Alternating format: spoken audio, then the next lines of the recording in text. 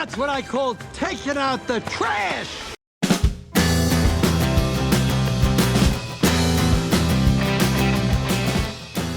Garbaugust is here. And as it's here, now, literally, now, I'm going to talk about what I plan to read. So, when you're watching this, I probably would have started the first one, I think. But I'm going to... This is the third Garbaugust. It's the third year it's happened. And I've learned some lessons.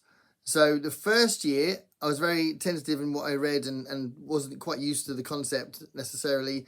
And I started reading... I think I started reading a romance thing. I can't remember. But anyway, it wasn't as successful. Second one was more successful. I read quite a lot last year. But I had a TBR that was like 52 books or something ridiculous like that. I kept buying tons of stuff for it. This year, I've been a little bit more sensible. But I've still got more possibilities to read than I could possibly read in a month. So, yeah. I'm going to go through what I'm going to look at and choose from. There's some definites in there, but it's also coinciding with another event which is related to Garbaugust as well. So there is that. Yeah, this is... I did do a kind of a TBR in my announcement video, but this is obviously the actual time of it as well. And I found a few other things, and I'm going to... One of the books in here is going to be hilarious. So that's going to be a bit of a funny one. But anyway... I'll quickly talk about what it is in case anybody doesn't know what Garbaugust is. It's a book event that lots of us get involved in. There's lots of people getting involved in Garbaugust. There's lots of hosts for a start. There's probably about, I don't know, 20 odd hosts for the event.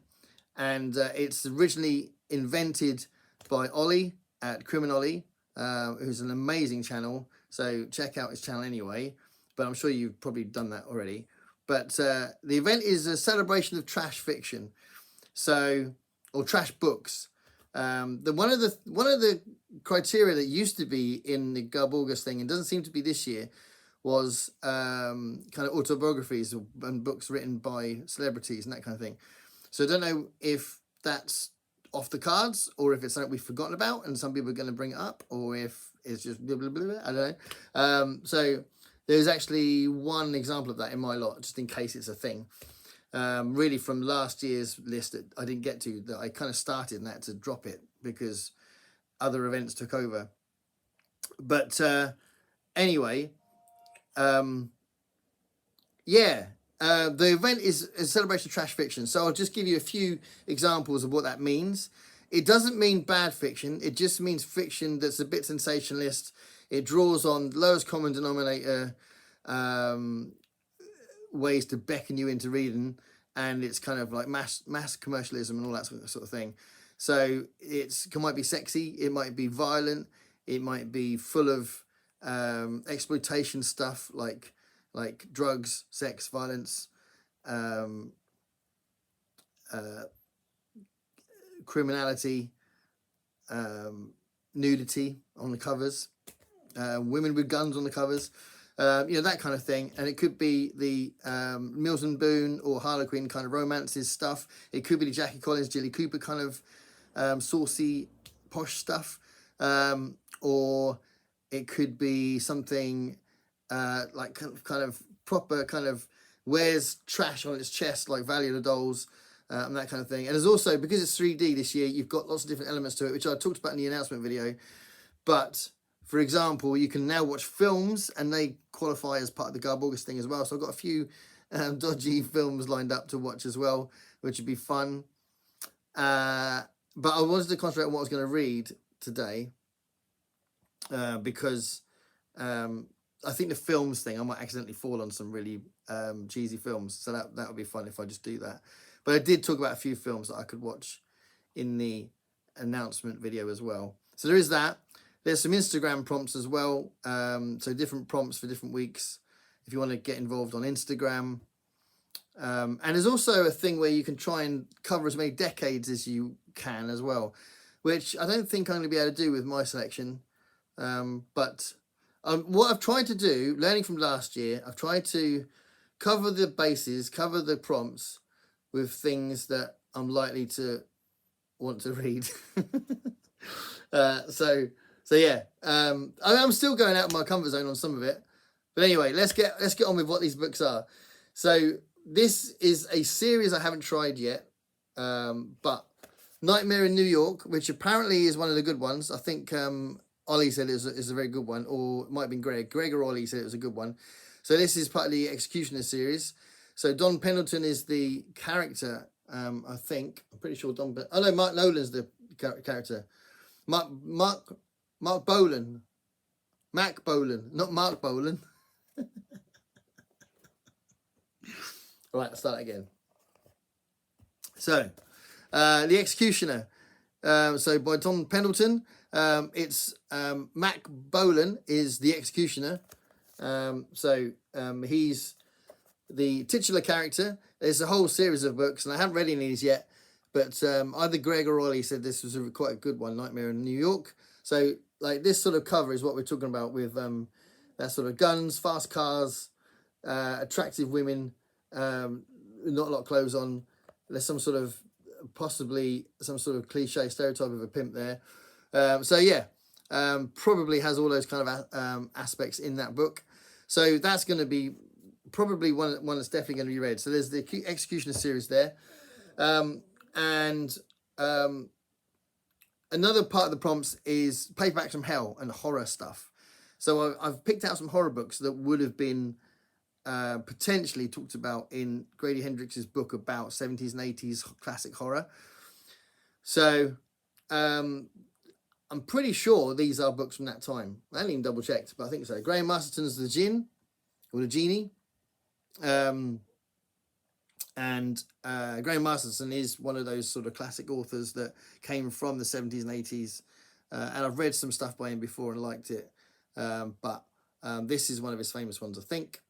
So, The Djinn. I could read Cabal. So I'm pretty sure Cabal turned into the film. Oh God, what's it called? Nightbreed. I think this turned into Nightbreed, which I have seen many years ago. But yeah, this is sort of the paperbacks from hell period, and I read some books of blood stuff from Clive Barker in Horror Mayhem, which I really enjoyed. So yeah, could read Cabal. And this will have to be left to the end of the month because it's massive. It's like a big old book. But I could read John Farris's Son of the Endless Night.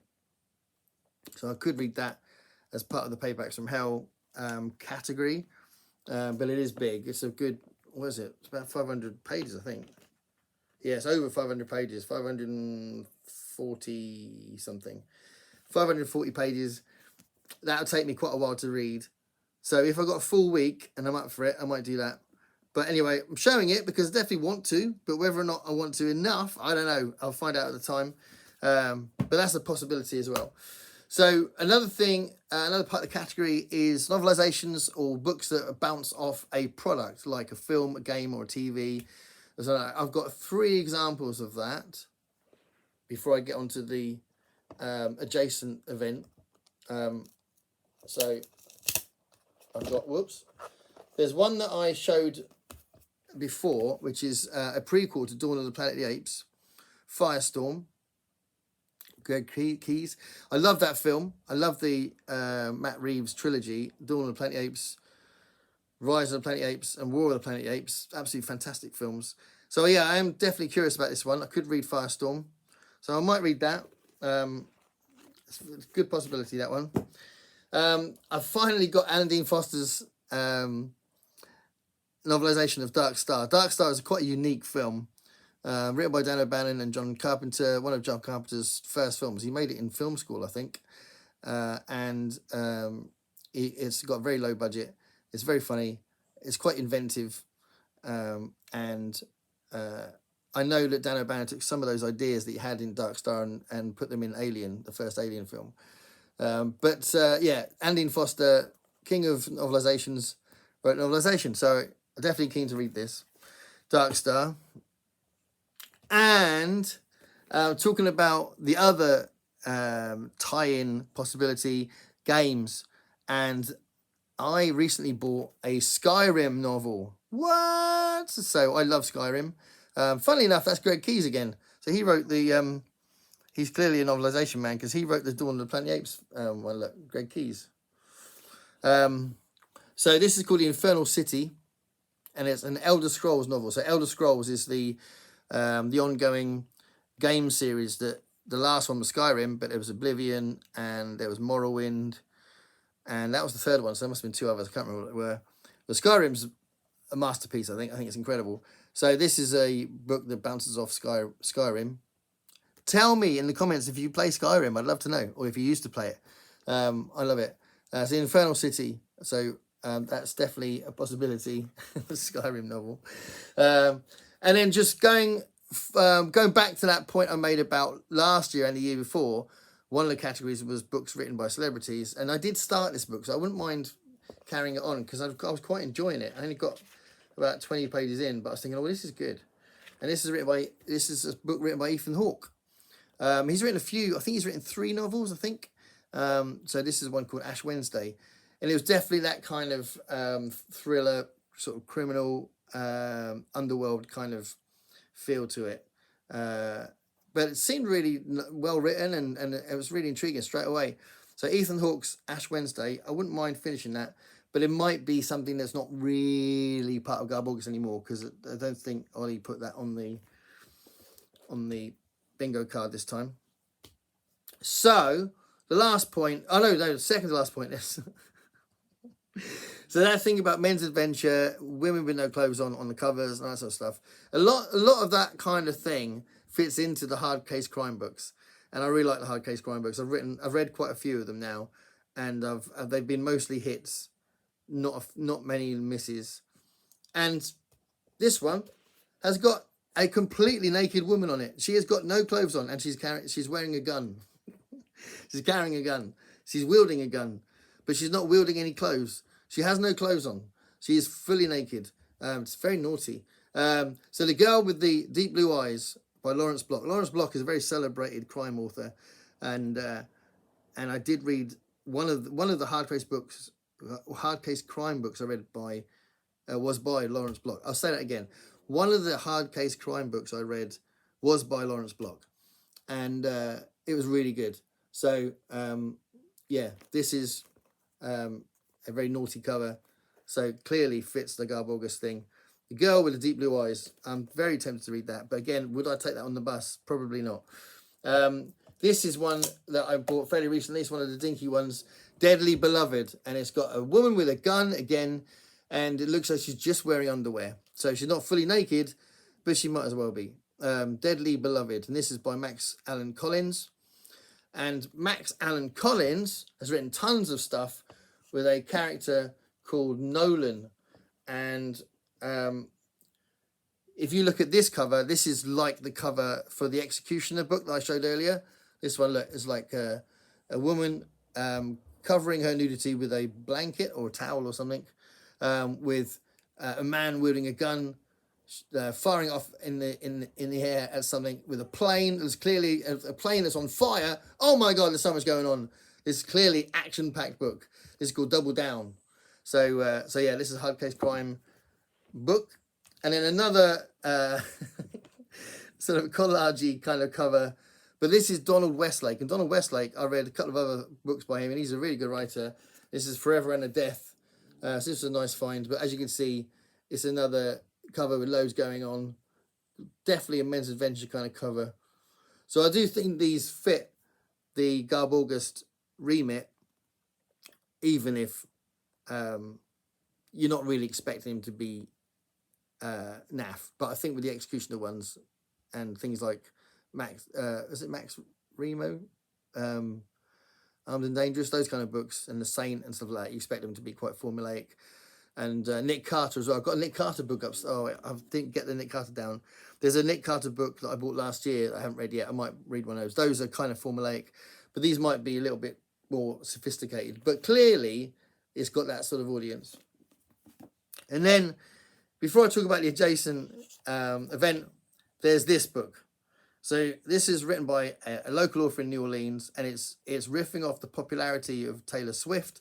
It's called Swiftopia, and I'll read you what it says, if I can read it without my glasses on. Set in a soon-to-be future, Taylor Swift employs hypnotic beats, subliminal messages, and catchy lyrics in favour of quality, thoughtful, mature music.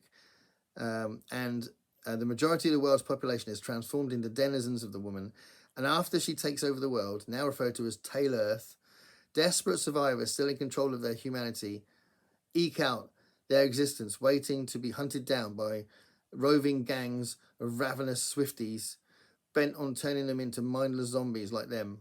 But when one of their own falls deeply into a life-threatening illness, a young girl named Lee Flanagan descends from her mountainous hideaway with her group in order to save the man who may be immune to the effect of Taylor Swift's dangerous recordings. It's clearly absolute nonsense and ridiculous and very, very Garbaugust.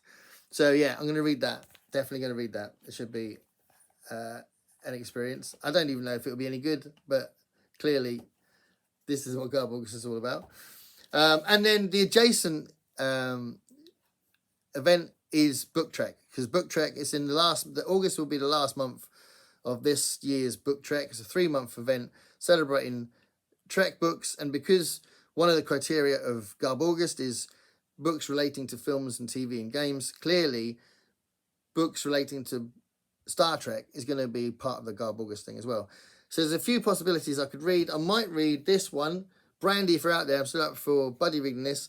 How Much for Just the Planet? So this looks like a fun book set in the Kirk, Spock, McCoy era of Star Trek.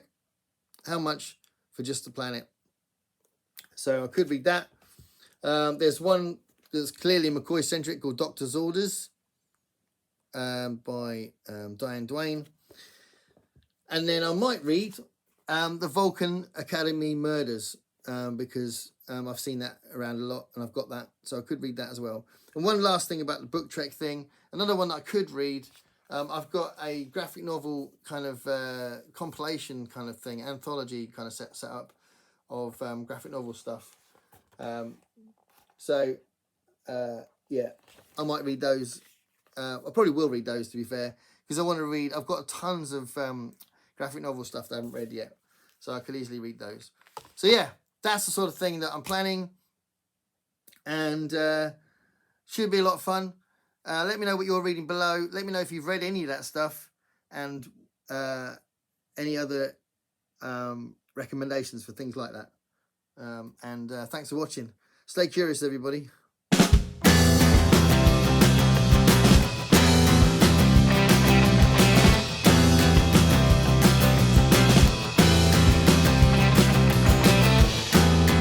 Paint me a picture